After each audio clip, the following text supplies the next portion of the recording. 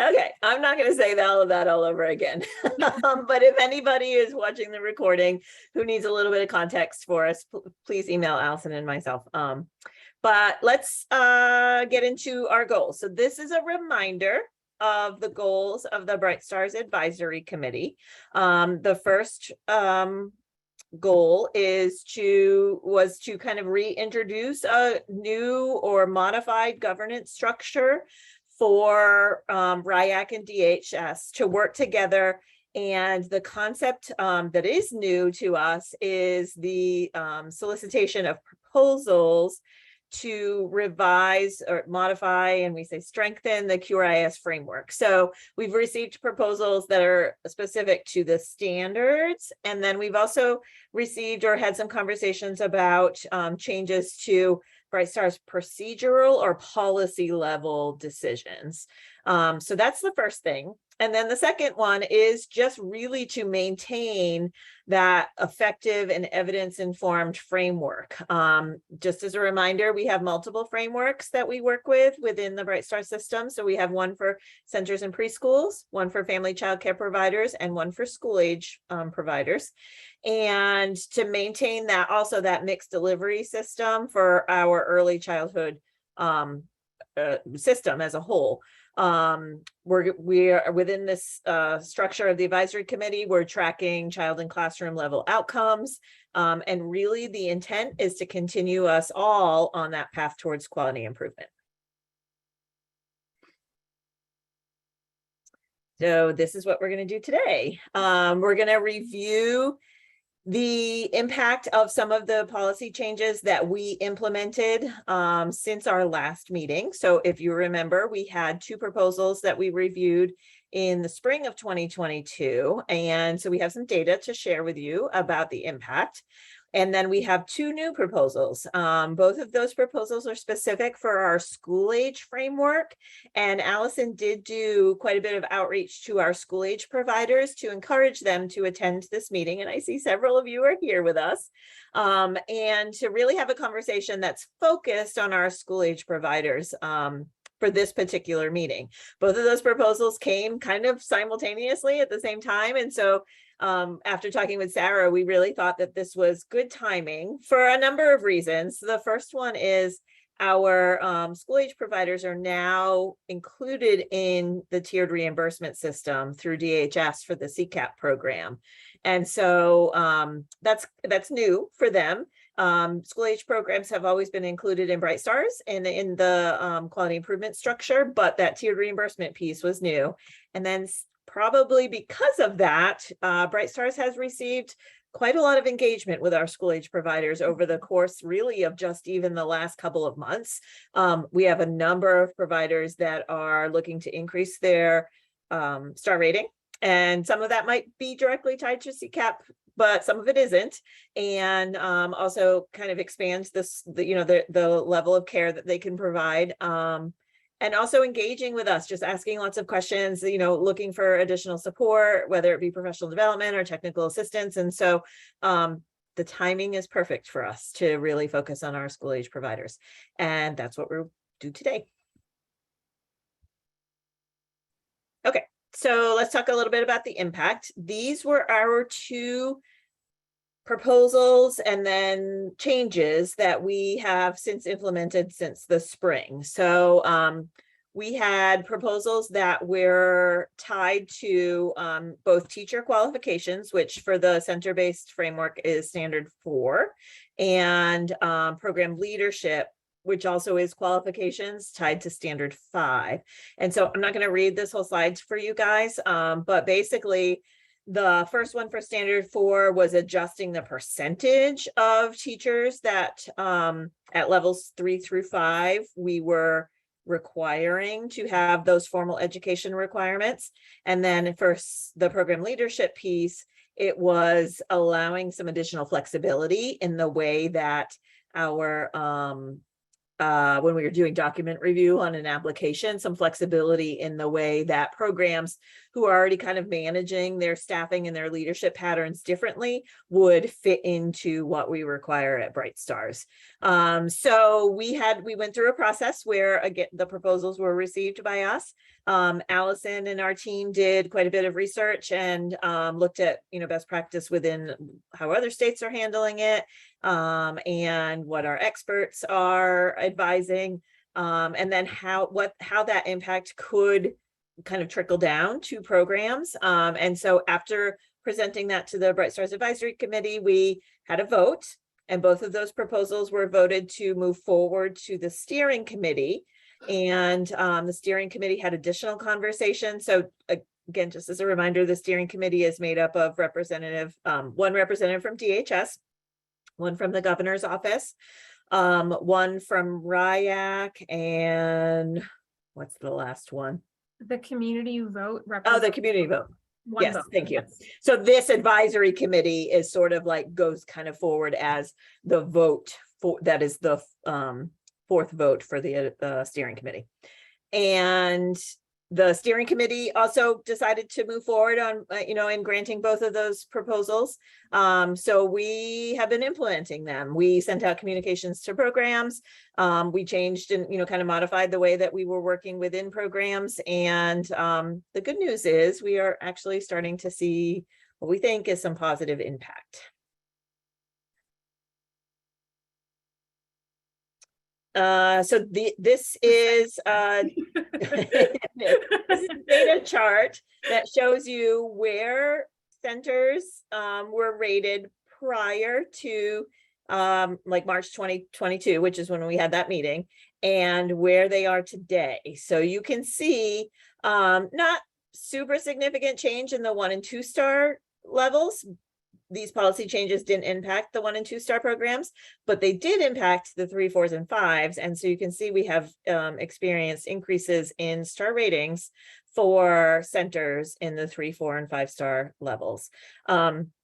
It's really complicated to say definitively that these changes in the standards were exactly what impacted the programs moving forward in quality, because we're doing other supportive work and, programs are coming off of COVID and, other kinds of things. But I think that we anecdotally know, and also in some cases can say this change did allow this program to move from a 3 to a 4, for example. And so this is good news. So Allison and I are going to continue to track this and report it out, because that was one of the things that we decided as a committee that was really important to us, that we were going to make these changes, but we were also going to track the data, and we were going to look at it in a time frame that we decide. I can't remember exactly what the time frame was, but the changes were not going to be permanent. We were going to track the data and see what the impact is, and to then make a decision further down the line if the changes would become permanent. Yes.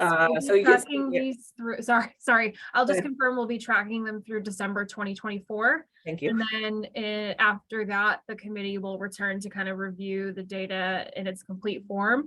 And I like this. When I pulled this and saw kind of the insignificant growth of the lower star ratings, I also like to note that we've basically rated 30 more programs in that time as well. So that kind of does skew some of the data. Yep.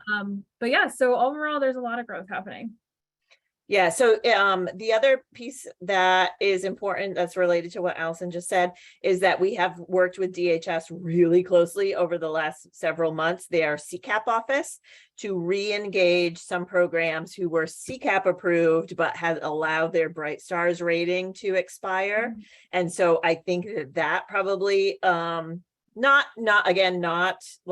exclusively, but that has helped us increase the number of programs in total that are rated. The other piece of work that is really important is that, there are some new providers, there are some providers that are, that there's been a lot of fluctuation and change within the provider world. And so there, for example, we had one specific program that I'm thinking about that changed ownership, didn't used to want to be BrightStars rated, but the new owner was definitely interested in a rating. And so there is some of that happening too, which is why it's probably adding to additional programs getting rated, which is a great thing. It's a good thing for us. I want to note before I change slides that we have a hand raised. Yes. Deja, if you want to unmute yourself. Yeah, no, I went just before you said, oh, there's about 30 new programs. I'm like noticing that it's like 26 new 3 to 5 stars. Are most of the new programs that are coming at that range, or is it that people are moving up from the 1 to 2 stars? I think it's a little bit of both, and I would have to dig Yeah. a little deeper into the data to tell you definitively. Because that example that I just gave you, that program did come in at a 1 star. So there is a little bit of growth there too. But I think it is mostly programs that are now moving up to the higher quality levels that were already existing. Yeah. And this is just showing you centers too, by the way. So Yeah. but maybe in a later meeting, we can focus on family childcare providers because there is quite a bit of change there too. Yes. All right, Lisa, that's it for you. Yes. Any questions or comments on the growth we've seen, or anything anyone would like to add about the 2 data slides before I jump to another BrightStars framework? I had one more question. Maybe Yeah. I'm wondering if the change in the payment policy for after school affected programs moving up. So that data is only counting the childcare center framework. Okay, so Yeah. not the before and after care. Right. Okay. That's your next chart, Khadijah, don't you? Oh, okay, listen. All right, so we'll be transitioning from our childcare center conversation, and we're going to start talking about school age. So I did open with a data. Oh, Amy has a hand raised. Amy, why don't you go ahead before I add more content to your brains You today? probably already, and I apologize if you did. Are these slides available afterwards, or are they just okay? Yes, I see. ma'am, I can send them. Yep. So last time around, I think we sent them out to all the advisory committee meetings, members, and we could do that again. And we probably we could do some work to get them posted too, just so that you don't we don't clog up your inbox. Perfect. Thank you. Appreciate it. You got it, Amy. Okay. So here is our school age rating data as it stands today. Just a reminder for those of you that maybe offer school age care in a center or are not familiar with school age care, BrightStars only uses the school age framework for standalone school age program. So as of 2022, that accounts for 80 total rated programs.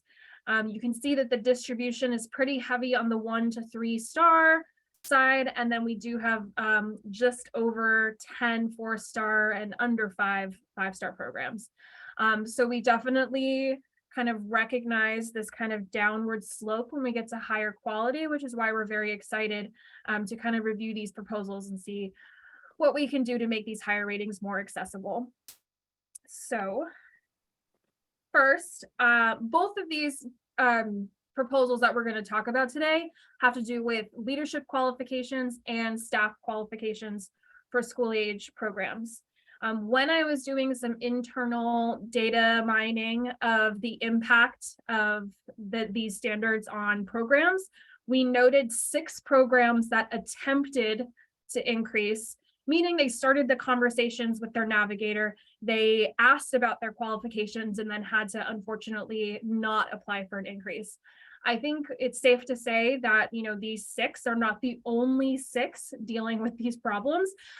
These are just the programs since the COVID-19 pandemic. And in my career, I'm officially marking that as before and after. So I'm talking since our COVID-19 shutdown and reopen, 6 programs have attempted to increase and were not able to.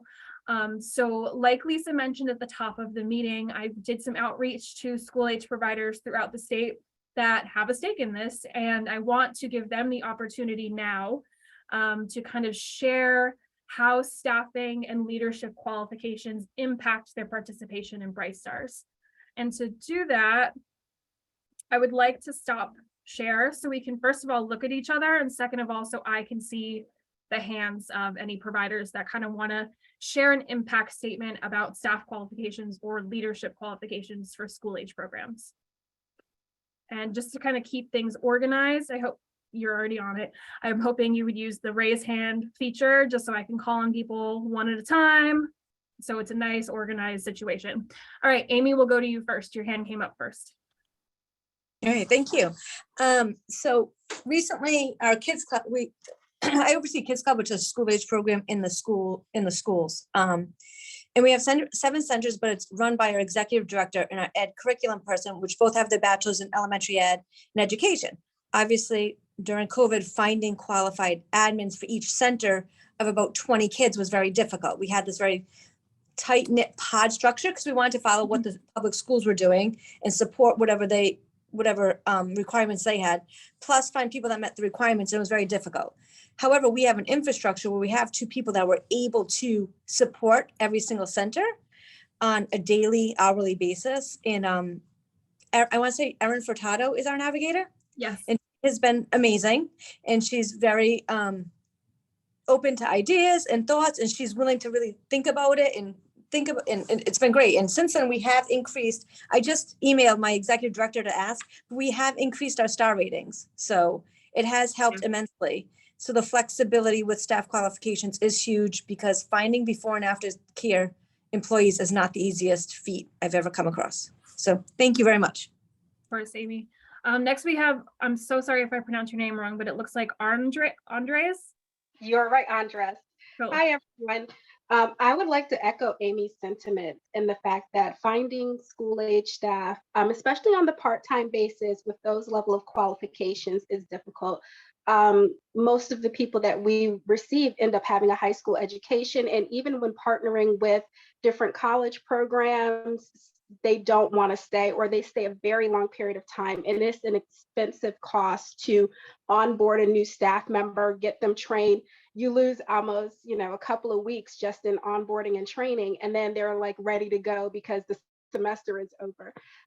So I feel like that is one of our biggest challenges as well. So we wanted to apply to increase our BrightStar rating, but we held back right now.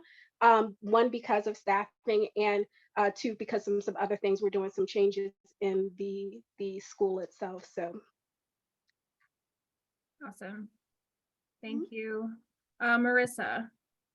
Hi, everybody. So for right now, we are looking to add more children to our site now that we're kind of out of the COVID piece. And we have an ad out, but the trouble is that we have a site coordinator who has the qualifications, and then we currently have a school age assistant. But to add in another 13 children, the person has to have an associate's degree of that credit level, or because we want to go up to a certain amount, and we are a 4-star. So I can't find anybody that wants to work the hours and or the position with that many credits, and they want a lot of money.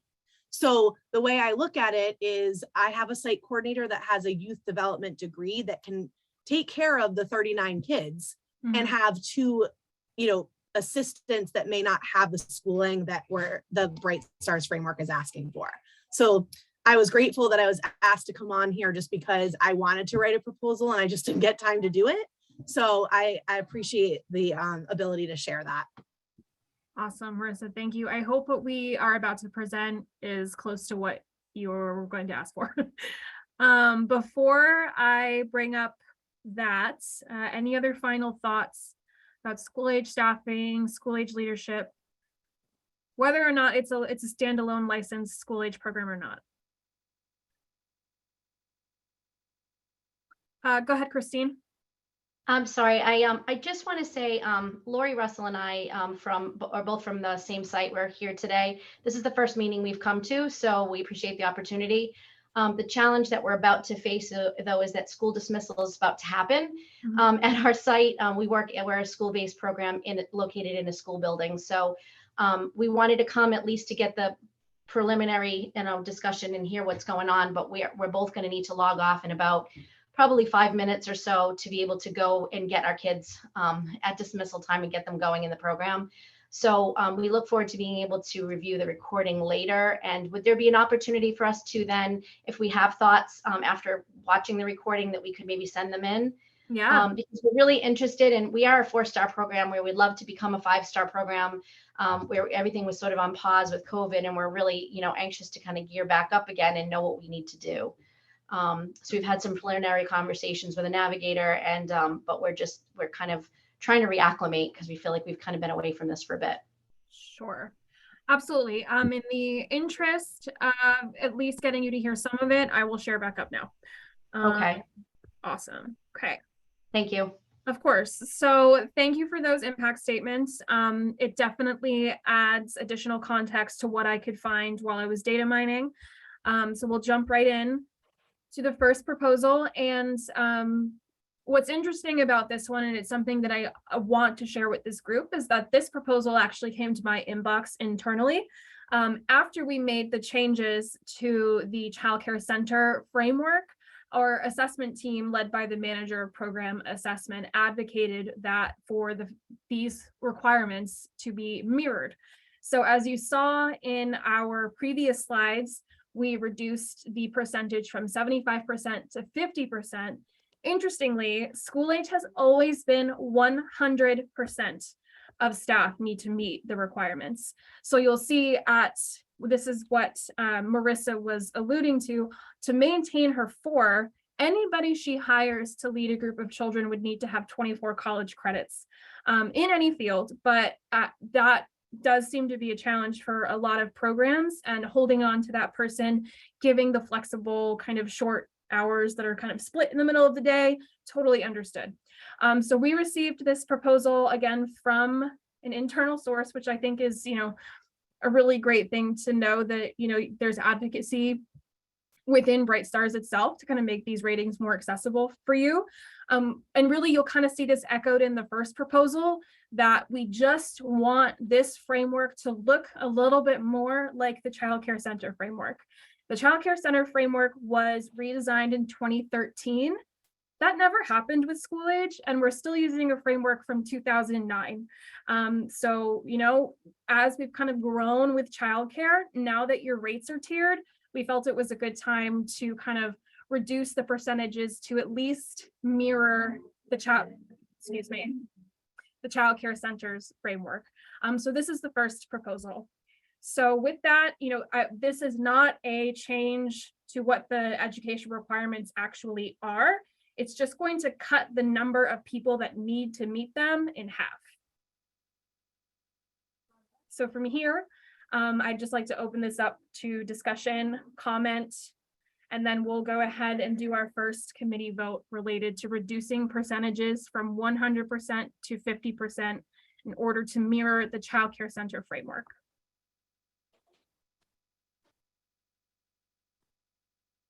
Leanne? Hey, Allison, can you, I'm sorry, but can you go back to the previous slide and go over, I don't totally understand it. And I think, so currently 100% in level 3, level 4, and level 5. Yes. You're not changing the professional development plan? Nope. So instead of all, it would say 50%. Is that what you're saying? Yes. Okay, so it's a 50% lead staff have 12 college credits in any field, level 3, 50% lead staff. Okay, so why does this sentence in bold says this proposal does not adjust formal education requirements for school age program staff? I don't understand that. Sure. So we're not adjusting the 12, the 24, or the 60, just the number of people that need to meet them. So we're not going in and saying it must be 12 college credits and X. Okay, it's just changing all to 50% in those three. Okay, I that's the information I needed. Thank you. Perfect. Okay, I have 2 hands raised. Let me just see who they are. Amy. Sorry, just so I understand, so I think I do. Lead staff oversees a group of 26 kids. Right, you guys, yeah, the school age staffing, and I mean, I will be honest, I haven't been a navigator for a school age program in a while, but yes, it's related to that ratio of the number of children they are responsible for. So if I have, let's say, 40 kids 40 students, I would need 2 lead staffs, meeting the qualifications. Now I would only need 1 of the 2. Okay, I just want to, Yes. okay. Thanks, Perfect. Lisa. Thank you for following. Yes. What the boss said. All right. I saw Christine's hand and I saw Khadijah's hand. Yes, that was basically what I was asking too. So Okay. lead staff, meaning if we have a lead teacher and a teacher assistant in the room, the lead teacher is the one you're referring to, not the Yes. teacher assistant. So Correct. if I have 2 classrooms with, 24, 26 in each room, 1 out of those 2 would have to meet this qualification. Correct. Okay, got it. Thank you. Okay. It looks like Marissa has her hand up now too, Allison. Yes. So Go is that, so that's basically like my example, right? Because I'm sitting here going, what's 50% of 3 staff? I can't cut someone in half Right. to make it 1.5. So then a person that has the requirements with a bachelor's degree and then 2 TAs that don't need that staff requirement, right? Is that what that means? Lisa, you might have to help me remember with what we do Yeah. with the person. So our assessment team, because this happens with centers too, right? Like, because we have percentages. I might be wrong, but our assessment team has like kind of a chart and it says like very clearly, if you have an uneven number that's hard to split in half with what we do. And I think instead of rounding up, we round down. I have to double check on that. But if you have 3 classes and you're trying to find 50%, I think it means 1, not 2. Maybe Khadijah knows more because we do it for centers this way, and we could very clearly like make the same kind of chart for school age. Yeah, because it's one classroom of up to 40. Yep. But I would just have 39 and then I would have 3 people, 1 being the site coordinator, 2 just being assistants. Right. Otherwise, I was looking for another person with at least 24 college credits and I can't find that. Yes. So in No, this okay. case, you would just need that one person Okay. to have the qualifications. Okay, great. Thank you. Cool. I see Khadijah's hand. Yeah, I actually had a similar question, but I think you answered it mostly about the lead staff. And then my understanding is you round up.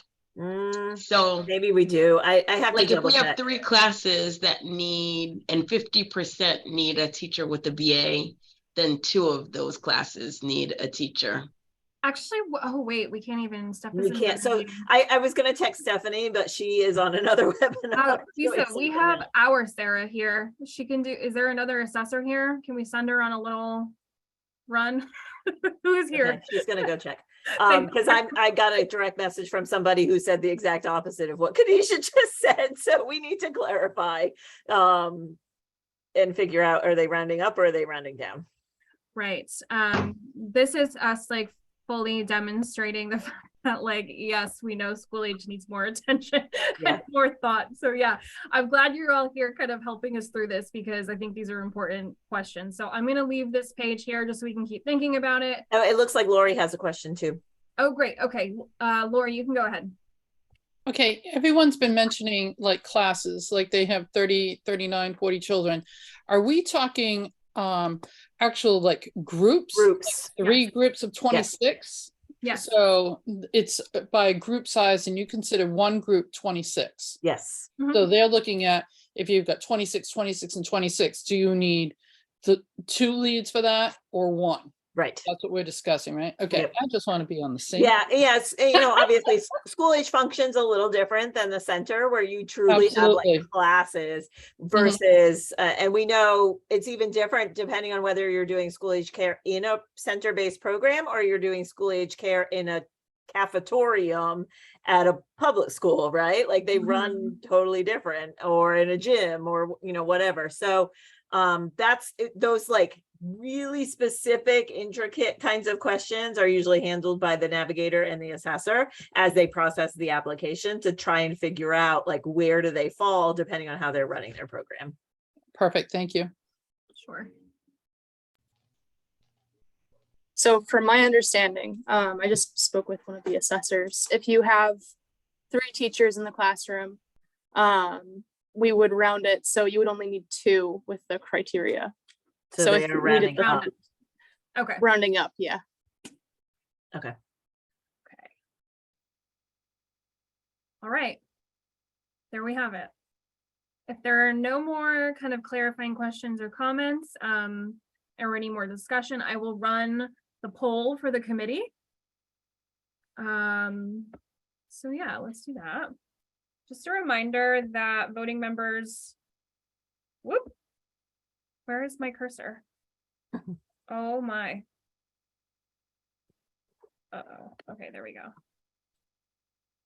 Okay. So, all right, here we go. My computer is cooperating. Launching the first proposal. So you will either have yes, adopt, no, do not adopt, or you may abstain your vote.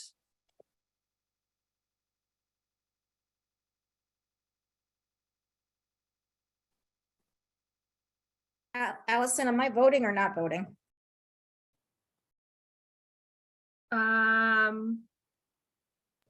Lisa, do you know the answer to that? I believe you are a non-voting member, Ruth, because RIDE actually RIDE is has a vote on the steering committee. That's what I thought. Okay, yeah. just checking. Right. Okay, cool. That was my understanding too. Thank you. Okay. Oh, okay.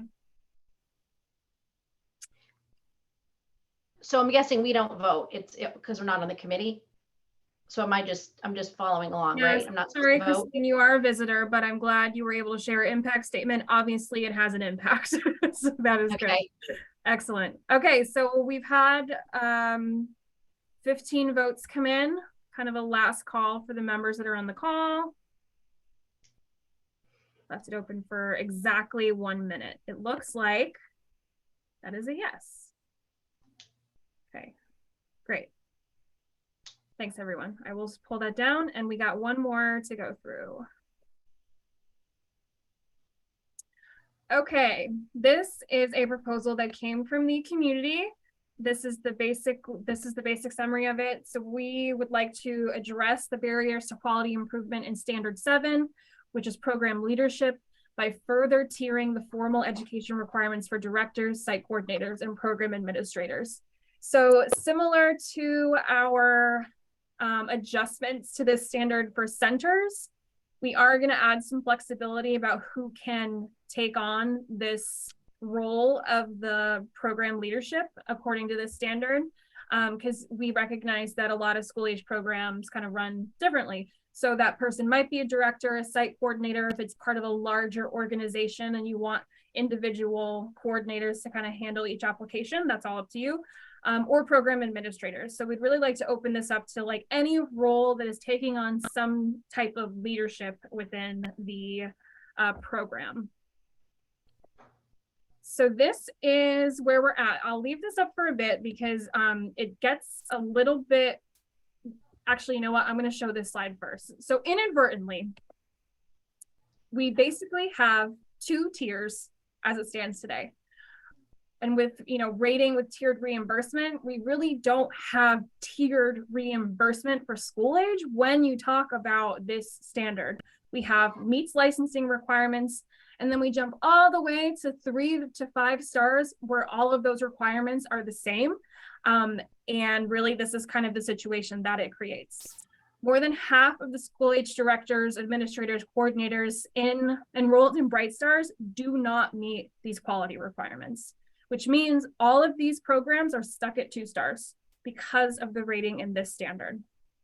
We recognize that this is a lot, and we recognize that it basically means there's no window of opportunity for you to be a 3. There's no window of opportunity for you to be a 4. It's like you gotta go get that degree, that BA, and become a 5 or bust. So just to kind of explain that a little further. So we're basically creating a barrier with ourselves internally within the standards because we're not tiering those that standard beyond the 3-star. Right. We basically ask for compliance at level 2, and then we ask for this BA with 18 credits, and that jumps you from 3 to 5. There's no tiers in the middle. So basically, we agree with Jen from Joyful Noise Childcare. I do not know if Joyful Noise is represented here today. If you are, feel free to unmute and speak a little bit to this. But we kind of had to take this proposal because really what was brought to our attention is hey, this isn't a 5-tier system, this is a 2-tier system. And I was like, oh, good point. So really all I did was look at what we require for centers and then just kind of in step with what we did for standard 6, we mirrored that. So at 3 stars, we would like to honor an associate's degree, just like we do for directors in childcare. At 4 stars, we'd like to honor a BA with 6 related credits. And at 5 stars, we will honor a BA with 12 related credits. There is really no standard in BrightStars asking for 18 credits related to early childhood or youth development for program leadership. So we, in the sake of aligning our systems, just wanted these 2 standards across platforms to look the same. I see a couple of raised hands. Yep, and it does look like somebody did unmute themselves, and I don't know if that's Jen from Joyful Noise on the phone. Jen, this is Angela. I run our school age program at Joyful Noise. Great. Jen's not in the meeting today. Okay, great. Awesome. Do you want to say anything else about this, Angela? It was time for a change. I mean, I've worked here for many years, and she pretty much was advocating for me because I've been working in the field for over 20 years, and I am just about to get my associate's degree, but I have like many years of experience, and like going off of things that other people have said, like it's hard to hire people part-time with these degrees, and they don't get paid as much as they would like to. So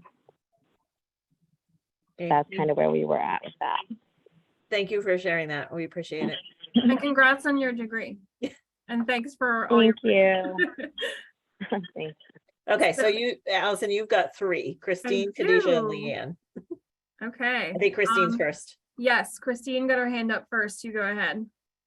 Okay, so I have a question and then also a comment. So the question is, when it says, for example, 4 stars, it says BA plus 6 credits. Does that mean a bachelor's degree and 6 of those credits in the bachelor's degree have to be in the youth development or related field, or a BA plus 6 additional credits outside of the BA? Great point. 6 credits within the BA, not on top of. Yeah, the plus sign is not the best little symbol for that. Well, it could be either or. So sometimes True, it's yeah, somebody yeah. who does go back and take those additional credits, but sometimes it's included. So it doesn't have to be over and above a bachelor's degree if it's included in the degree. Okay. And then the second is just a comment. And again, just echoing what, I'm sorry, I forgot what her name was that just spoke. Angela. Angela. So my comment would be that this really focuses heavily on education, but not necessarily on experience. And you look at somebody like her, or even like myself. I do have the BA and the credits that's required, but I've also been doing this for 25 years, and so any kind of recognition of and I don't know how you quantify experience, but if there's a way to quantify experience, that might be another way to recognize the expertise in the field that may or may not be associated with a higher level degree. So that's a much larger conversation that we had had before. And to be perfectly honest, BrightStars really values the degree and credential attainment, and doesn't, even for centers, family childcare, for anybody, we don't, there is no way to use prior experience as in place of credentials. It is something that we've had conversations about, though. On the flip side, though, I know it's a conversation that higher ed is having, and there is some work to create some competency-based degrees at, I think primarily at Rhode Island College, but you or I might be working on it as well. And so that's something that may happen, hopefully, maybe in the near future. So we'll let you guys know as that work unveils, but it's not something that's completely off the table. It's just a lot larger conversation than like what we're working on today. And difficult to quantify. I definitely understand that. Yeah, but just worth saying. Yeah, totally true. And, that's kind of why it's something that we're hoping to address with higher ed, because that is the recognition we'd like to see you have too, right? And I had another point, but I'm about to lose it. Oh, we have been part of these conversations for a long time, and it's part of the reason why Rhode Island AUIC pursued the partnership with Teach Early Childhood Rhode Island. It's true that at our core, and the research is supporting the profession as a field that requires professional training. And we're really kind of working in the interim of actualizing that goal to close the gap. And we're hoping to do that through Teach, Registered Apprenticeship Program. Just know that we hear this feedback frequently, and we're advocates in a lot of other ways, just to kind of make sure that we can both actualize the same vision and kind of provide that high quality care. So we're exploring so many avenues to kind of make sure that access is there for you guys. I'll go to Khadijah.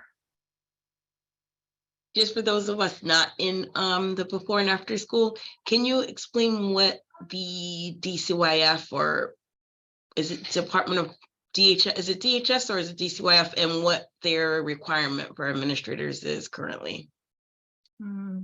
Oh, well, that would be a great Sarah question. Hey, Sarah. Here. Like definitely multitasking, but DHS, and I perked right up. So admittedly, this is always a regulation when it comes to any of the administrative roles that I always want to pull up before I speak on it, because there's like 4 or 5 options. So let me pull it up so I can make sure to give you the accurate information. However, it is one of the areas that in our currently still open for public comment, updated regulations. We have also adjusted to reflect similar to the center changes that we've made. So give me 1 second and I will get that information for you. If you want to go to another question, I'll put my hand up when I have the answer. Thanks, Sarah. The next hand I see is Leanne's. Thanks, Allison. That is my question too. My remembrance was that it used to be DCYF licensing, so this has not been updated. But the licensing requirement was an AA, and the equivalent to an AA, like let's say you hadn't gotten an AA, was you taken 60 classes. So I thought that's that.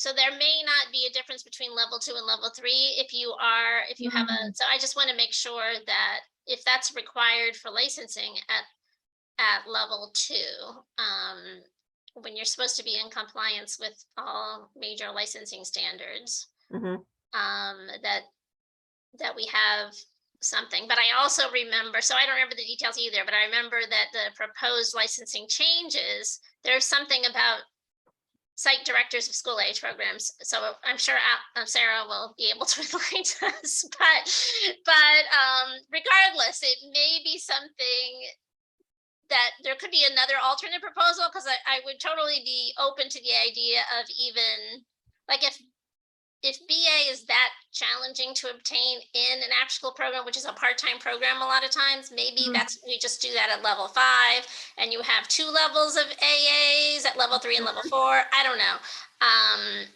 But I would be open to that. I think that there was a change for leadership in the centers in 2013 that wasn't reflected here. So this is like, quite a very old draft.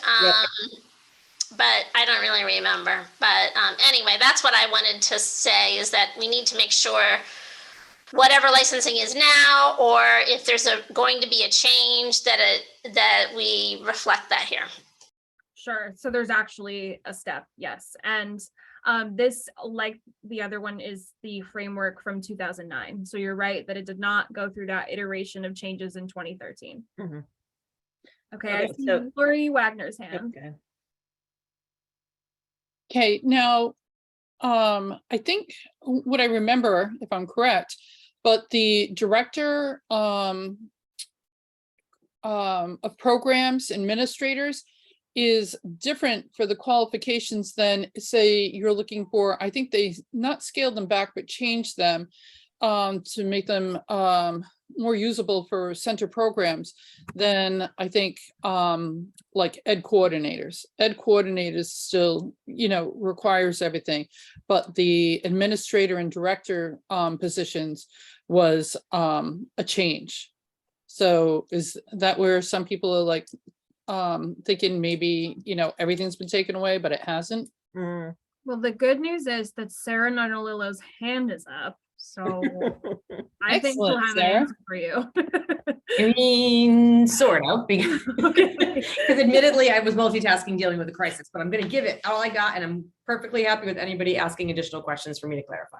So the school age administrator is very similar to the child care administrator, which is a minimal amount of education for both, much less than you have for your early child, for your education coordinator or your school age coordinator. For a school age administrator right now, it's basically they're responsible for the operation in compliance with the regulations, and they have to have had experience with school age kiddos. That's what's currently in the regs as they stand today.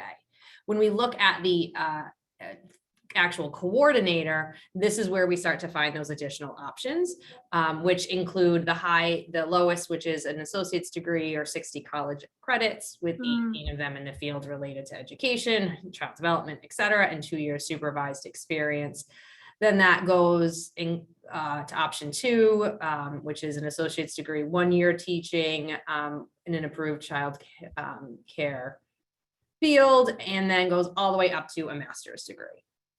So all of them have some level of credits related related to either education, child development, human services, or recreation.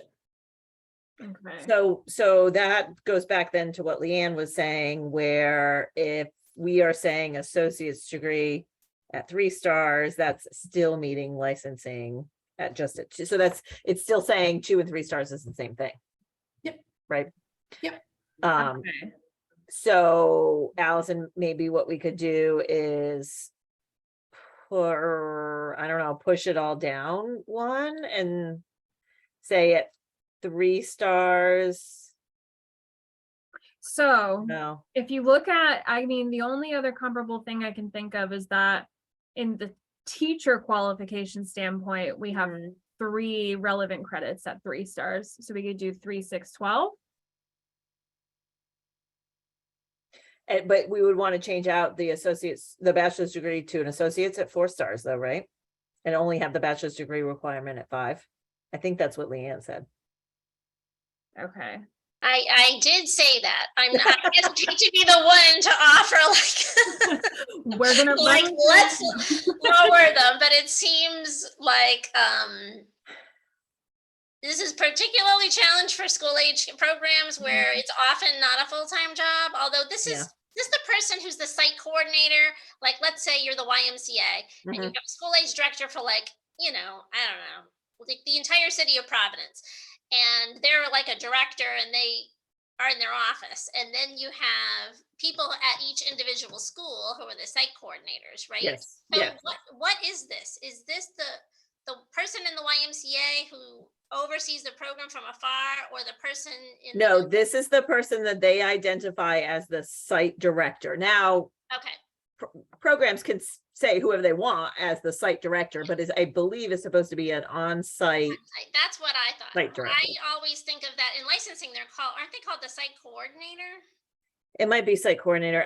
We use different terminology, I think, in the application too, just because when the framework was written, again, because it's so old, that the terminology was different. Memory is that the site coordinator, or the person in the building who was in charge of the building, was the one that we had, standards for, as opposed to a person in like the home office. Yes. Yeah. Because like in a large corporation like a Y, we don't want them naming the executive director as the director. It is supposed to be the person on site.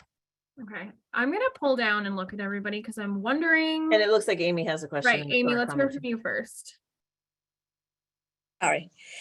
So in the regs, it says administrator is different than a site coordinator. And then in the proposal, it says site coordinator or program administrator be one of the 2. So it could technically be whoever they designate, and it might not be the on-site person as the way I see it written, but I could be incorrect. Do you get what I'm saying? So I think that was also going back to what we did at the last BrightStars Advisory Committee, where we were allowing some flexibility for larger programs that just run their program a little differently than what we might consider a traditional model. Okay.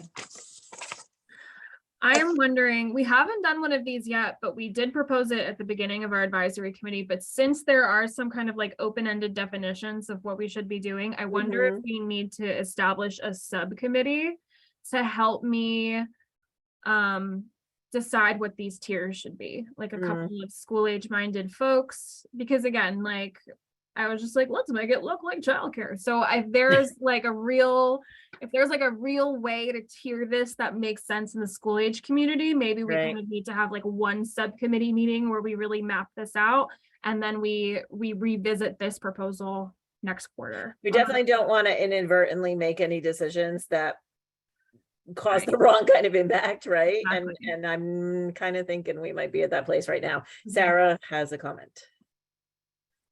So my thought would just be that potential, so because I can't comment on the regs that are currently in public comment. However, if there are additional changes, this framework would have to be potentially updated again as we're looking at aligning with regulations. And it may just be that an increase of some. So I just want to be mindful of that. If you're forming a subcommittee, I think that's fine. I think I want to have the people on this call have an option to vote on this proposal. Sure. I'm wondering if we can maybe frame it in a way that it's maybe not those exact metrics, but that there is an adjustment to align and build off of the current regulations, so that we then don't have to resubmit a proposal in a month to align with what could be potential new regulations.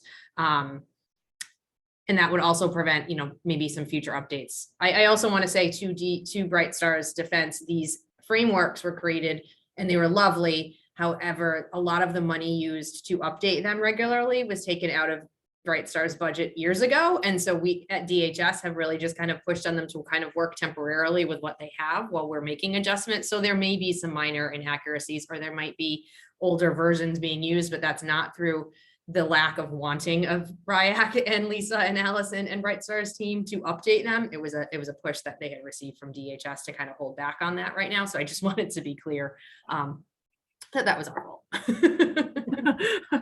Yes. Okay. I think we can work with DHS. I also want to acknowledge that like the advisory committee decisions still need to go through the steering committee. And so maybe that's also a place where it allows us a little more time to like work through the changes to the regs, because I don't know the exact timeline of that. But I also I want to make sure if we're communicating changes to our school age folks, we're not doing multiple changes. I want one communication that we're making. If we're making two changes, I don't want to say one and then the other, and like that gets really complicated and Sure. Okay. Confusing. So maybe Sarah's right. Maybe we vote really just on the concept of aligning to closer to like a tiered structure type thing, and having some additional conversations. We can always take some like input from the school age community while we're working through what we want the proposal to actually be, and we can do it by email too. Like we could share that through my brain is circling. I probably will do that in follow up. So I think if I run the poll, what we're agreeing to is further teasing out the standard, having 5 distinct tiers, and then as a subcommittee, pending licensing, I don't know what the word is, Sarah, the final license, whatever, when the regs are done being open, whatever that means to you guys. Promulgated. Promulgated, yeah. Favorite word I've learned while at DHS. Word of the day is promulgated. So when the regs are promulgated, we will establish a subcommittee to finalize the tiers, and then all of this will come out together. And also allows us maybe that subcommittee in place to address any additional changes that may come out with the regs, because it sounds like Sarah might be saying there might be others that we're just not aware of that will also impact the standards. Yeah, I mean, there's nothing in there that wasn't open to public comment, that wasn't available for everyone to see. But I do think, as we're talking this through, that even in the child care centers, that there could be some changes that maybe we've updated here. So I don't want to I'm fine with tabling and maybe reconvening this smaller group once those regulations come through to really tease out exactly what those changes will look like so that everybody can feel like we're being transparent. The other option would be that, we can internally address any one-offs that come up during what I hope is a very short time frame. I would hope that those regs would be going live within the next, 3 weeks. And that's the other option. So, Okay. Okay. I don't want to hold up a school age program from getting. I know, that's what increase I'm because like, do we see what Yes. comes in? Like, yeah, so that's fine. I'm totally good with that. Okay. And I'd be totally open. There's a small group which I do not want to be on, but I would love to know like what the small group comes up with. Yeah. If I'm a voting member, it would be just helpful to have an email. Like we don't have to have a conversation about it, saying this is what we've agreed on in the small group, and DHS is on board with it. This is what the final licensing foundational requirement is that licensing is responsible for, and these are the steps on top of it. And if you just emailed us and said, do you have any major objections or questions? Yeah, and if we have a lot of objections, then we can come back and meet as a team and talk through those. But if most folks are okay, objections or questions, I would say. If you get a lot of questions, it may mean that nobody understands. Clear. Yeah. Yep. Okay. Okay. I'm just making a note for myself because Lord knows I'm going to be convening you. Okay, so I think I am going to run the poll. The Let's poll just is to see. basically establish the take it down. subcommittee, honestly, to establish a subcommittee to further tier the standard launch subcommittee to decide what that is. Ready, set, go.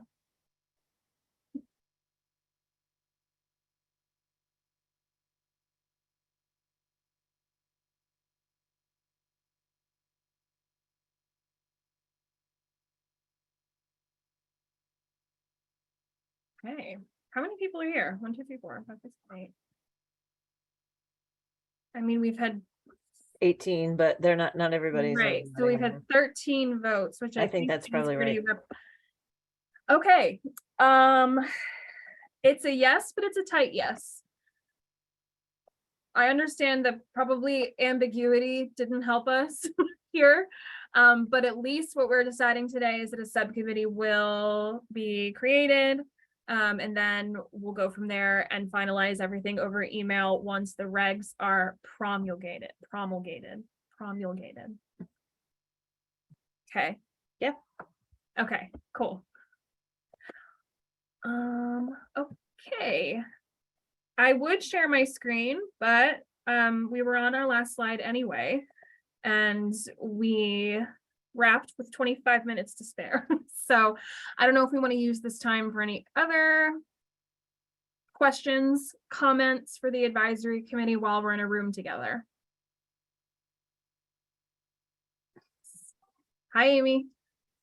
Hi, sorry. I just want to say, Don't be sorry. I love it. Go ahead. I just want to say thank you for the flexibility from BrightStars. It's truly appreciated trying to operate a childcare center school age program. So honestly, having the listening ears is truly appreciated. So thank you very much. Absolutely, Amy. It's great. Hi, Sharon. Hey, I just wanted to ask a question, kind of going back to more toward the beginning.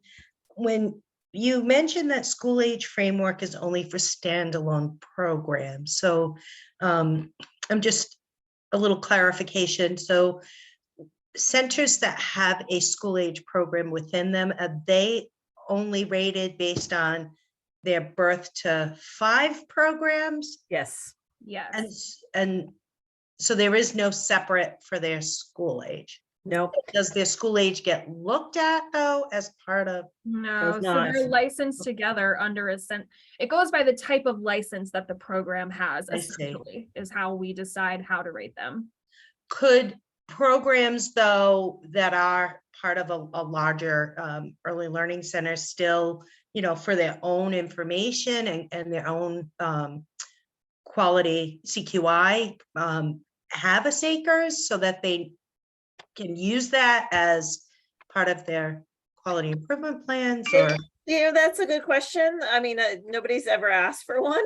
Yeah, that's a good point. I know it is very intensive and. Lori quite- Wagner is shaking her head. I'm like, "No, I'm good."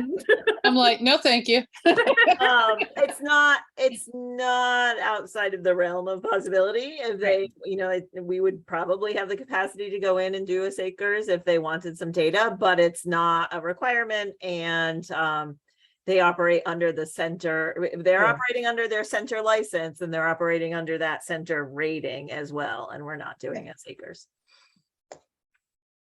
Thank you. Sure. Leanne.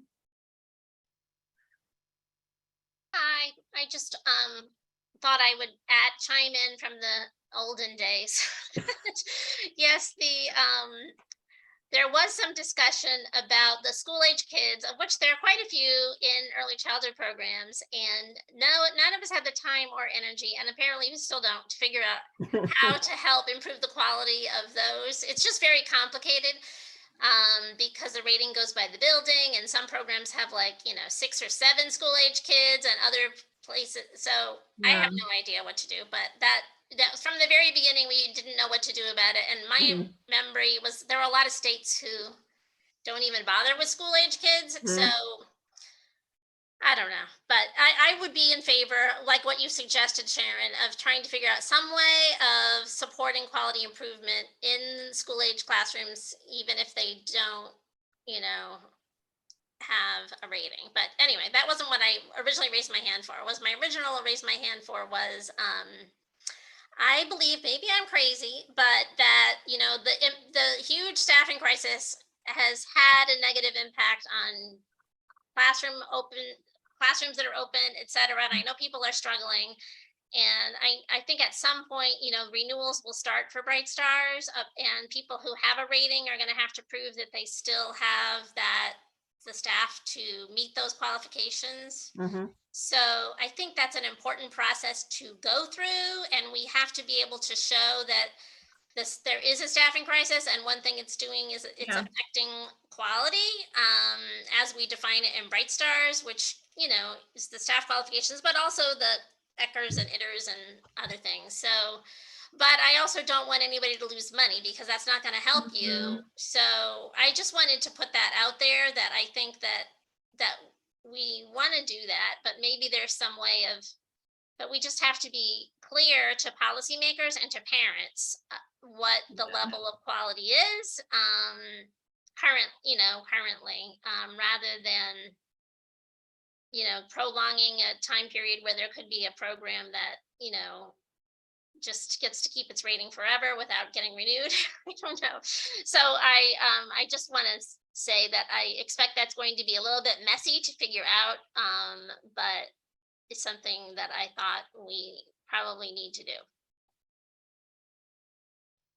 Yeah, I mean, I don't think any of us disagree with you, Leanne. Messy is probably a good word, because what we've really been working with DHS on is providing those supports right now to hopefully get programs further down the line into a place where, if they did have some staffing turnover, if they do have new staff or whatever it might be, that they're prepared more on the ERS and the learning environment side. But we know that the qualifications is still going to be an issue, and we are going to have to work through that. And I think we're, probably going to have to start having some conversations with DHS around what that's going to look like, past September 27th, 2022 and into, the coming year and all of that. So, yeah, for right now, we're focusing on the supports, and we are collecting as much data as we can through some of those reports. So trying to figure out, of those programs that we haven't really engaged with, what their staffing patterns look like, and trying to get that information from them. And we also undertook with some of the supports, specifically learners, really trying to focus on our 1- and 2-star programs that are on the lower ends of the quality spectrum, and the programs that we haven't been in a really long time, because their renewals were due when COVID happened. And so really we're 3 years almost down the line from that. it's not a perfect solution, and it, doesn't work for every single program, but the other good piece is that with that relationship with DHS, they are in the programs. And so when they identify a need, they're able to refer those programs either to us for support or to the Center for Early Learning Professionals for the support that they need. So it's not that we're not like in there, it's just a matter of like the actual data and making sure that we're capturing as much as we can. Right. I am really open to conversations about how to look beyond like overall star rating data. Like I, in a really nerdy way, did not mind trying to figure out how many people had conversations with their navigators that had to stop. And that's how I got that number of 6. While we're in this process of re-engagement, we're going to start learning that stuff. And, maybe it becomes, and this is up to Sarah, Lisa, etc., how we report out on that. But I do know that kind of in the scope of work of learners, we are collecting so much information, more than we even know what to do with right now. So I really look forward to kind of helping you, Leanne, because the advocate in me agrees that, there's got to be a way to really, with data, tell the story of these experiences of providers in their programs. But it's that inner conflict of, I do not want to see a rate decrease happen as well, right? So I need to think of a valid way to share what that looks like. So it keeps me up at night if it helps, Leanne. We'll go with that. Lori, I see your hand. Okay, one thing I want everybody to, and I'm sure but just as a reminder, for some of us, like my time's coming, we're gonna have to redo, our ECHRs and things like that. It is, but it's also a matter of, it's like the staffing patterns and the different challenges that all centers are having. Like that was a big thing when we first got our, our star rating, was where we were with staffing and patterns and things like that. And I'm one of the fortunate ones. A lot of my degreed staff have stayed with me straight through. The assistants, that's another whole nother ball game. So, but one of the biggest challenges we see right alongside of staffing is the children. The children that we have now are not the same children we had prior to COVID. Like the classrooms, everything is different. The challenges in the classrooms, the knowledge of the children, the parents, it's literally a completely different world that we're working in for most of us in childcare. So not only are we dealing with, okay, how many called out today, or gee, this person doesn't have enough qualifications for this classroom, but I need a body. So, and sometimes that's exactly what we're all looking at. And then we're thinking like, okay, what's our day going to be like today? Because, Johnny, Joey, and Zayden, we know are going to be needing an additional teacher. So it's just, we're seeing, even with the children just enrolling for September, I'd say the majority of the kids that are coming to me now, and I'm talking the 3 and 4-year-old school, have never been in any kind of a program. Where normally it was the infants and toddlers that hadn't been in a program. My public pre-K, more than half of them have never been in a program. So they walked in and didn't know what a center was, didn't know how to line up, like had no concept of anything that you'd find in a preschool room, never mind a pre-K room, trying to get ready for kindergarten. So that's a big challenge for a lot of us, is the challenges for the children, social emotional behaviors, differences that we're seeing. That's a huge part of, it's like a 3-part thing now, the program, the staffing, and the children. So that's just, I know everyone knows about it, but it's a big piece. I mean, it's important to keep kind of bringing us back to where we're finding struggles, especially people like Leanne, who are in people's ears all session. Sharon.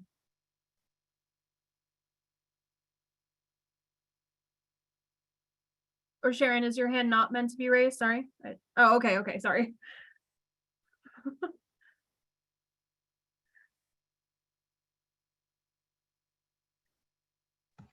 Sorry about that. Oh, no worries. Yeah, Lori, I'm sure it's so difficult too, because if you have new staff without a lot of experience and kids who have not had any kind of school experience, it really does make things much more challenging. And, I also, thinking about, everybody's hiring new people and some people are very new to the field, and, the systems that a program has in place is so extremely important with regard to onboarding and train orientation and pre-service and training and all of that. And I know that in our experiences, because people are so short-staffed, it's really difficult for that program manager, director, ed coordinator to even get out of a classroom to help with the onboarding. So, which feeds into retention issues, so I don't know. I think that the challenges are just so vast, and, everyone's trying to do the best that they can to support everyone. One of the things I was wondering too about is, with some of these programs that, do need to renew, but, they are working toward these qualifications, kind of expanding on what Allison said, is there a way in which, if what they sent in for other standards like family engagement, inclusion, curriculum, child assessment, all look really strong. And if it's just that one thing, why not do the ERS and give them a provisional while they work on that other qualifications piece? I don't know. I don't know if it would make things very complex to manage, but in my own mind, I can think of a couple of programs that I go to that are just fabulous, and it's just like one thing. And so, but they've got these higher star ratings in those other standards. So I don't know if that's something to even think about or entertain. I'll go right to Sarah because I'm assuming this is going to be relevant. I just want to say, I think, certainly this has been something that we've been discussing at length with Lisa and Allison and the team at BrightStars. DHS is an agreement. We certainly don't want to come out of the pandemic and be like, great, we just assume everybody's like how they were before and it's all wonderful. And so I think, and Lisa and Allison, correct me if I'm wrong, but we're not, while we're doing renewals, we're not doing them in the same way we did previously. So if you're putting in for a renewal, you're not necessarily just getting an unannounced visit with an ERS during your window, and whatever that score was, whatever provider type you are, that's what you're going to get. We're taking much more of a pre-assessment model, especially for those versions that have learners. And we're really already talking internally about how we support the school age programs in the new SACRS 3, while there isn't an actual learners module system available for them, but really looking at that pre-assessment, lower stake data collection tool with programs to see, one, how much is the impact on qualifications really affecting quality across all provider types, and two, do we need to look at a more flexible system moving forward, where if you are scoring higher on an ERS and your qualifications are lower, are you able to just take that ERS score that's really demonstrating the quality of interactions and materials and systems and procedures within your program. So it is something that we are looking at, and I just don't want to start the rumor that renewals have started again and tough luck everybody. And that's really not our plan. And that was part of why we adjusted those childcare center requirements through a certain period of time, and then to reassess, because that gives us the opportunity to collect some of that data and determine what additional framework updates may be needed as we move forward. Sure. Before I go to Leanne to add, I think that is part of the reason why we proposed that general policy update that you saw at the top of the deck, where as soon as an application arrives, we do the ERS right away. Instead of waiting for that program to meet on paper requirements. That's how we're hoping to make that data happen. I also think that learners is a great opportunity for that, because the educator requirements are not there the way they are for BrightStars. So we're doing these pre-assessments with teachers just to kind of see what's going on the ground without all of these other parameters having to be met first. We really look forward to sharing that as it becomes great data as it becomes, ample enough to be a good sample. So now we'll go to Leanne. I just wanted to emphasize again, I think this is a good plan, and I think the more data we can get using the ERS. So for just social justice reasons, I don't want to give up on getting people credentials so they can be recognized as a professional if they are doing an excellent job in their classroom with their kids. And so that is not something DHS can change. That takes us continuing to pressure, and there's more and more pressure that's going on in other states. But if you are competent in the world and you've been to jillions of professional developments, which are all required by licensing, then there should be a way for you to get a significant amount of credit towards a degree in early childhood education if that's what you're doing all day and you have like a 5 on the ECHRS. So we certainly don't want to hold someone back because they just cannot make their way through our cumbersome higher ed system.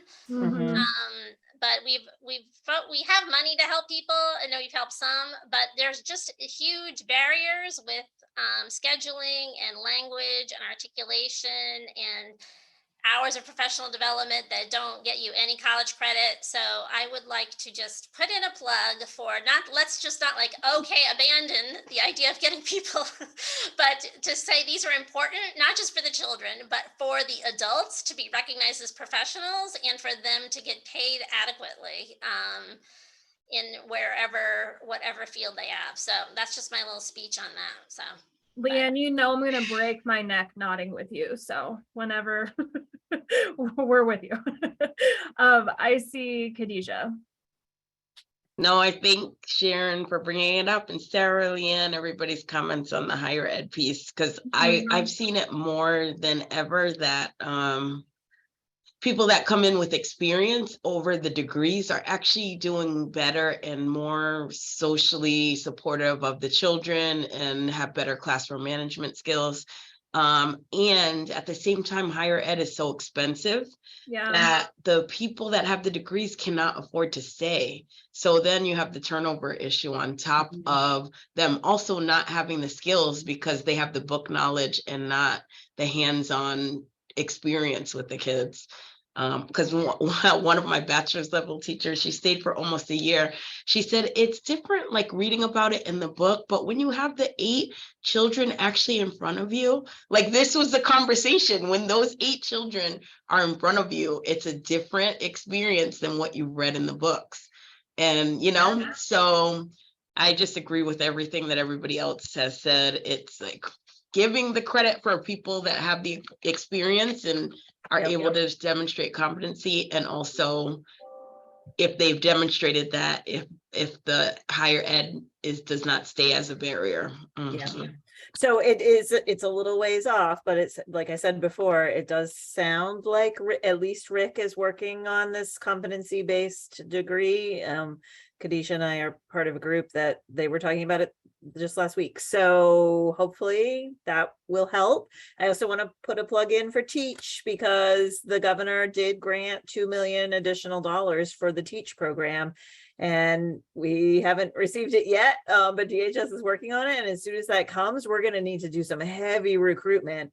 So if you have folks in your programs that are interested in working towards CDAs and associate's degrees and bachelor's degrees and maybe other Teach models, fingers crossed, we want to put that money, into the places where it needs to go. So keep that in the back of your heads too. Okay. Amy jumped right on that one.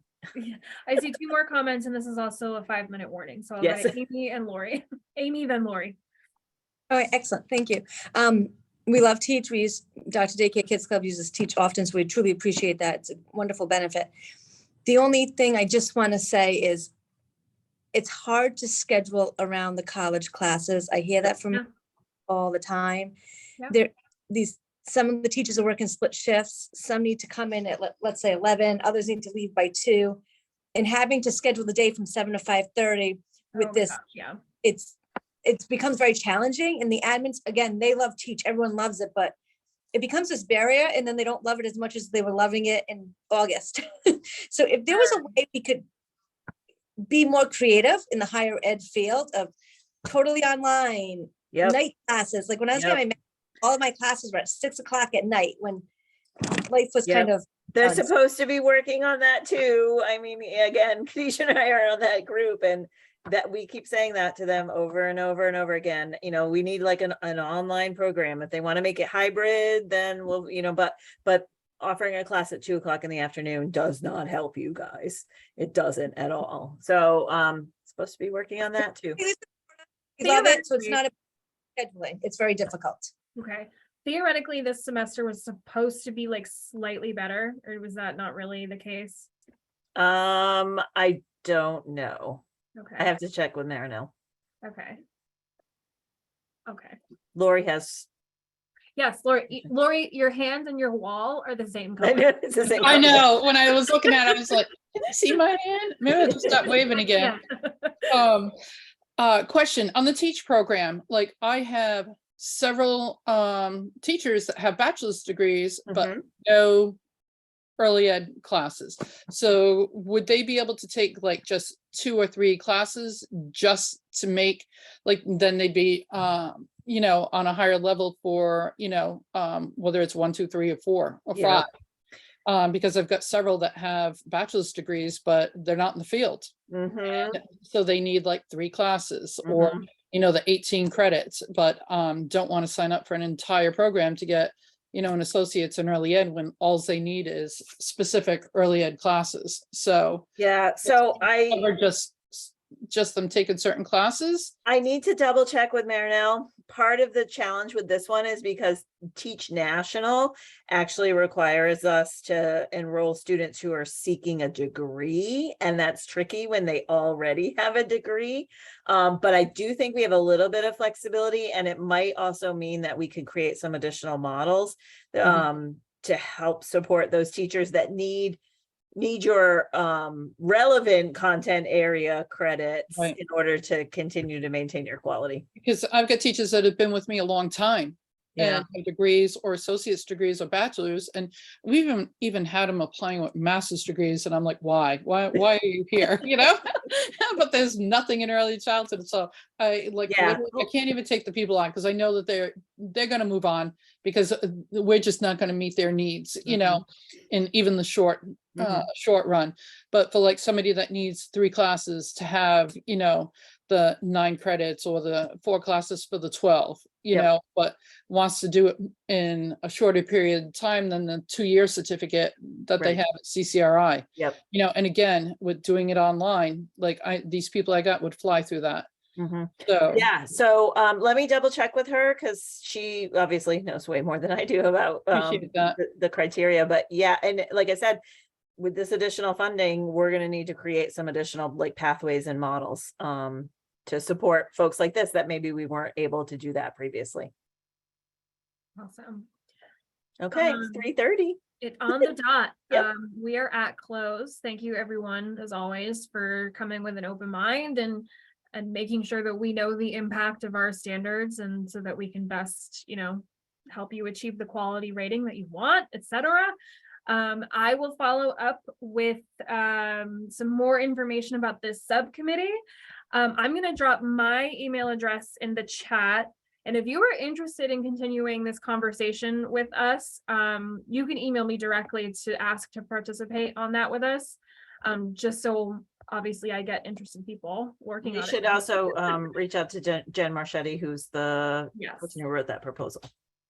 My girl, or Angela. She actually, just a quick note about Jen, she wrote the other proposal from last time too.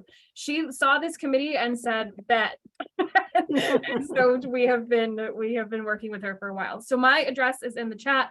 If anyone is interested in jumping on and kind of continuing that conversation, I'm definitely looking forward to it. So okay, that's all, folks. Thanks everybody. Thank you everyone.